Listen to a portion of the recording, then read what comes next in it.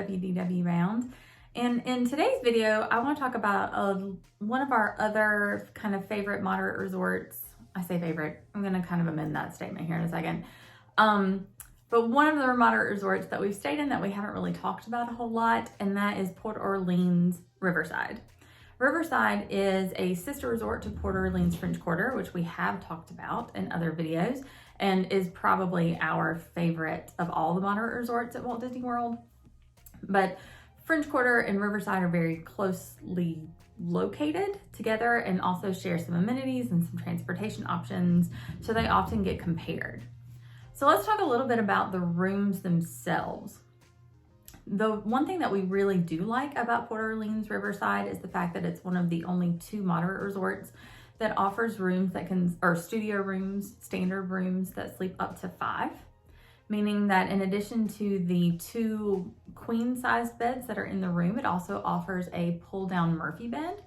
And we really liked this option. As my kids have gotten older, they don't really like to share a bed as much anymore. So it's very nice to have that option so that one can have the bed, or like one can have the queen-size bed and one can have the pull-down Murphy bed. So it is, even though we're a family of 4, it's nice to have that kind of a little bit more of a roomier option. I'm sorry if y'all hear things, like my cats are running in the background. I'm hearing all sorts of random stuff as I'm trying to record this video. The other kind of interesting thing about Port Orleans Riverside is that it is one of the few moderate resorts that offers a table service restaurant. Here you can find boat rides. It's kind of a more upscale, fancier restaurant. A lot of people actually consider it a destination restaurant if you're not staying at the resort. We haven't tried it out ourselves. We have, however, tried out the Riverside Mill food court. Sorry, it's kind of a tongue twister.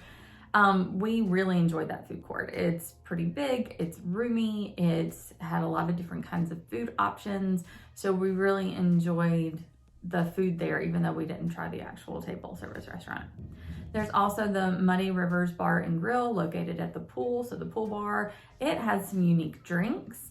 It also has a lot of unique food options that kind of make it stand apart also from sort of the run-of-the-mill pool bars that you'll see. There are actually specialty cocktails that are specific only to Port Orleans Riverside.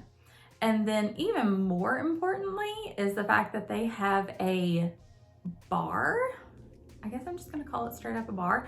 It's called the River Roost, and it's located kind of between boat rides and the lobby. And the main draw here is Yeehaw Bob. If you have not heard of him, I implore you to pause this video, come back, but pause this video, look him up, and then you'll kind of understand why he's such a draw. He is just this really, really entertaining fella who comes, he plays the piano and he sings, and he's just some of the most fun entertainment you can find on Disney property. So definitely be sure to check that out if you decide to stay here. One of the things that's important to understand when you stay at Port Orleans Riverside is that it's actually divided into 2 separate sections. You have Magnolia Manor, which is kind of the more upscale side. You've got what the outside of the rooms and the buildings kind of look like an old-timey kind of like white antebellum mansion almost.